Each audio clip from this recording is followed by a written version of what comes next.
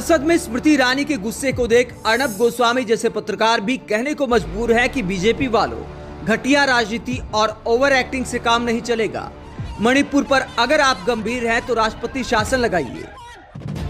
अर्नब गोस्वामी ने मणिपुर के मुद्दे पर एक बार फिर बीजेपी की धज्जियां उड़ाते हुए कहा, मुझे कहना पड़ेगा कि ये वही बीजेपी है जिसने निर्भया मामले में सड़क पर बवाल काट दिया और उस वक्त मांग किया करती थी कि केंद्र सरकार इस्तीफा दे। हर किसी ने बीजेपी के स्टैंड की तारीफ की, लेकिन मुझे लगता है कि ये अलग बीजेपी है। मेरी नजर में बिल्कुल साफ है कि ये बीजेपी है जिसने महिला आयोग को अनुमति दी कि 34 दिन तक इस मुद्दे पर शिकायत दर्ज करने की अनदेखी की जाए। ये बीजेपी है जिसकी सरकार में महिलाओं की निर्वस्त्र परेड कराई गई और रिस्पॉन्स देने में 77 दिन लग गए। ये बीजेपी है जिसकी सरकार में पुलिस ने महिलाओं को भीड़ को सौंप दिया कि गैंग रेप और परेड कराई जा सके। ये बीजेपी है जिसकी आंखों के सामने ये सब हुआ और एक भी पुलिस वाले से पूछताछ तक नहीं हुई।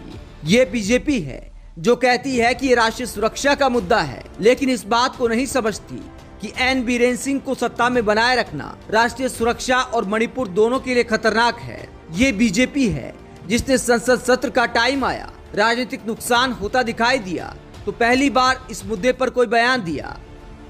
अगर संसद का सत्र नहीं होता, अगर राजनीतिक शर्मिंदगी की नौबत नहीं आती तो शायद आज तक कोई एक्शन नहीं होता। ऐसे में अगर आप गंभीर हैं तो मणिपुर में राष्ट्रपति शासन लगाइए, यही आपकी गंभीरता की परीक्षा है।